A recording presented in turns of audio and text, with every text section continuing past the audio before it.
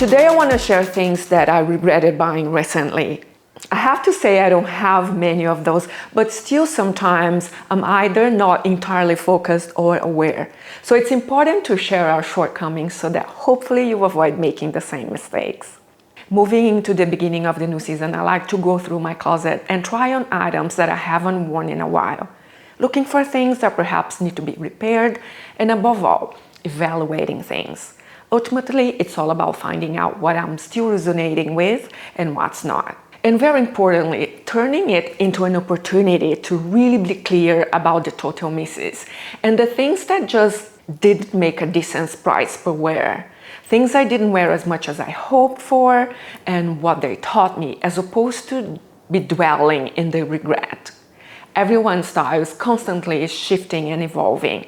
Therefore, keeping track of that evolution is crucial to give you a more clear understanding of why things work and why they don't. Why I loved that top a couple of years ago and today I feel flat when I wear it. And really start focusing on what makes me feel amazing today. So I want to take you through the thought process behind avoiding regrets for the future, what I've learned from them, and how I can plan to fix it moving forward. So let's get started. I want to start off with this first item because it's definitely my biggest regret. I noticed a gap in my closet for black boots, so I searched online and liked the idea behind the brand.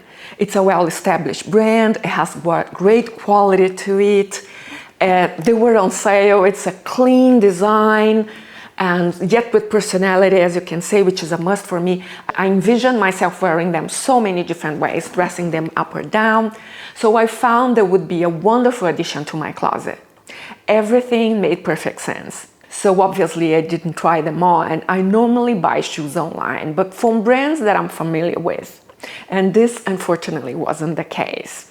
I didn't know the brand at all, and turned out it was basically a total waste because they're so uncomfortable, which an antithesis of what I want from my shoes. But the worst part is that I missed the return window. So I've been trying to reflect in a positive way on this one. And knowing that because they were expensive and I got them for a fraction of the price, I will try to sell them and hopefully get most of my money back, which is not a total loss anyway, but I definitely learned that anytime I buy shoes online from brands I'm not familiar with, I have to try them on straight away so that I don't miss the return window and really walk in them for a while and make sure they are comfortable. And that coupled with the high heels and the stiff leather, I've learned that they are not gonna be worn. Were they softer and lower heels, maybe they would have worked. So two major lessons learned there, and something that is my loss, but hopefully could be someone else's win. So the next item that I unfortunately regret buying is this tailored blazer. You know my love for blazers, and actually there are two blazers for two opposite reasons. This first blazer is a classic fitted blazer. Great quality to it, very well cut. You can tell as you're looking through that all of detailing is perfect and it's impeccable. So you might debate whether it should be classified as a regret, because technically there's absolutely nothing wrong with it. But ultimately it is for me because I haven't worn it much at all. But I bought this because maybe a couple of years ago now, I really wanted to start adding more classics into my closet. And back then I wasn't so much into the idea of oversized blazers or more relaxed blazers. You see, the idea behind oversized blazers can be intimidating, but the fact is they're modern and they came to stay for a while. But it doesn't need to be extreme. There are oversized and oversized blazers. If you saw my last video on blazers, you see that not only do they bring you to 2024 and perhaps to the remaining of the decade, but also they balance out the figure. They don't necessarily need to be boxy. The vibe the item evokes is super important too. You have to think if the item evokes the vibe you're craving at a given moment. And this blazer, I can tell you for sure, it doesn't for me. It makes me feel too serious, too mature. The fact is, sometimes classics help solidify a look, but sometimes it brings in a vibe that it's not you. So the lesson learned here is that it's not just about considering an item itself, it's also about considering the vibe the item evokes. I could keep it in my closet. We never know when fitted blazers are coming back, if ever. But I guess I don't want stuck energy in my closet. Plus, if they do come back, they will always come back with a spin. As you know, everything recycles in fashion, but with a twist. So I prefer to wait and see instead of keeping something unworn in my closet collecting dust in the meantime. So sadly, this one will not be staying in my closet, but lesson learned. And there are things that I'm definitely taking away. So now very similar is this next thing that I regret buying. It's another blazer, and this time it's not a classic, but quite the opposite. It's a statement blazer. You see, you also have to be careful when you get in statement pieces, because it might be something that doesn't translate the same way on your body as it does on the model, on the website, or at the hanger in the store. So for me, this blazer would be perfect for my wardrobe. Of course, we always come with that understanding, because I was in that opposite headspace as when I bought the classic blazer, because it had something to it. I thought it would be a great addition to my closet because it has personality. I envision myself wearing it with jeans and overdresses or belted. It has great quality to it. You can tell it's pretty well made. But then when I actually brought it into my wardrobe and I was trying to style it, I decided that over the last couple of years that it just isn't me. The shoulder detail is a bit much. It didn't look as extreme on the website, that's for sure. I find that it's a bit too long as well and really throws the balance of the look off. Everything is almost too much in one direction for me, which makes it hard to style.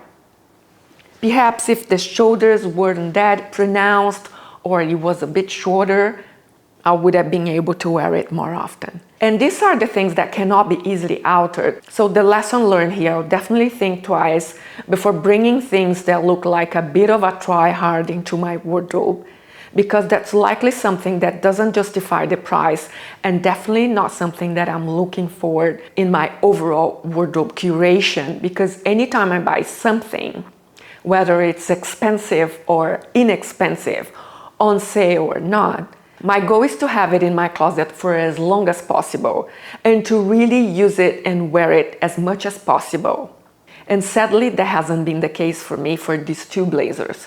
Two beautiful pieces, but neither resonate with my style. One is a classic with a twist. Classics with a twist?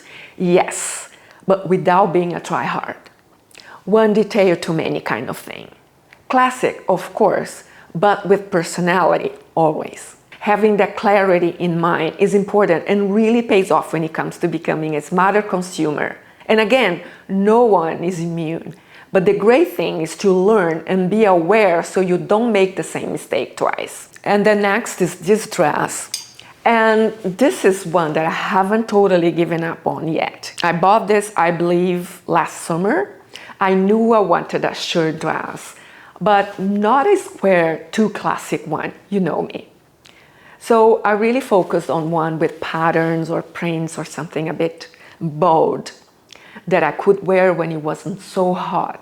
So this dressing theory, again, was everything I was looking for. I love the print, I love the warmth, the high contrast, feminine one. I love the sleeves and it cinches beautifully at the waist. The problem for me is that it's just too open. And when I walk, it's too revealing. When you see the pictures online, they're all manipulated, right? They put pins and stuff so the models look a certain way. I know all of that, but again, sometimes the emotions get the best of us. And we put blinds on ourselves, especially when you love something. So I added this to my closet thinking this was going to be something I would wear a lot. It didn't really translate the way I was hoping for.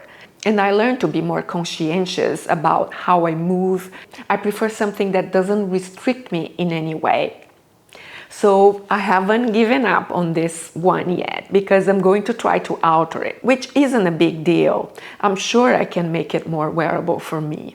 And when we buy certain items, especially sartorial items, chances are you have to alter them anyway. Style-wise, it's a fairly easy dress to style.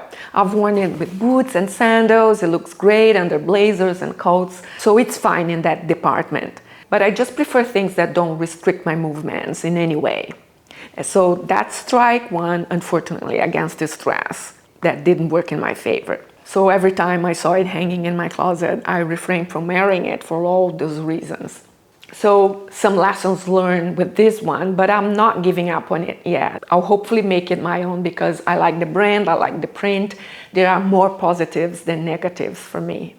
So it's not a question of simply giving up or discarding things in our closet because they don't fit the way we hope for. It's about taking the time and making the effort to make it work somehow. Especially those items that we know have quality to them, that are exclusive and unique and has our style, and we see ourselves wearing from years to come. And this is something that I feel very strongly about, making the most of our closet and not just simply discarding the items, only to keep buying more. And last but not least is this skirt that I got from a high street brand. And I said many times I don't have any prejudice against any brands unless they are unethical. So I bought this skirt because I was looking for a skirt like that for a while. I saw their original online and found a bit pricey. So when I saw this skirt for a fraction of the price, I went ahead and bought it, obviously impulsively. I should have known better. When you are looking for sartorial pieces, don't compromise. That's not to say you have to spend a lot, but make sure you're getting from a brand that traditionally makes tailored pieces very well. Otherwise, you buy something that looks great in a hanger, which is this case, but on you, you won't translate the same way because it has too much elastane to its composition. That after a few washes, it looks terrible. It doesn't hold the structure and you look cheap. You spend less at first, but then you have to repurchase, which defeats the purpose. So these things happen when we are in focus and are too emotional. And that can happen to everyone. It can happen to the smartest of us, right? And then what happened is that a few weeks later, I actually found a much better skirt from an intermediate brand that I'm much happier about and that I know will last for years. So lesson learned here. Sometimes dupes aren't worth the money. And the money you saved at first won't be actually a save because you will have to repurchase or you're gonna throw it away. So those are some of the things that unfortunately I regret buying. But most importantly, the lessons that I've learned and how I'm able to take that and influence my own personal style in a positive way. And not so much on the loss, but rather focus on what I can use as my style continues to evolve and I tend to pinpoint it a little bit better and figure out what's really working for me. So like always, I hope that my own reflections are helpful and I would definitely love to know any regrets that you have. But most importantly, what they taught you and how you're using that information to make better choices moving forward. And like always, thank you so much for watching. And I'll see you in my next one. Have a great day, everyone.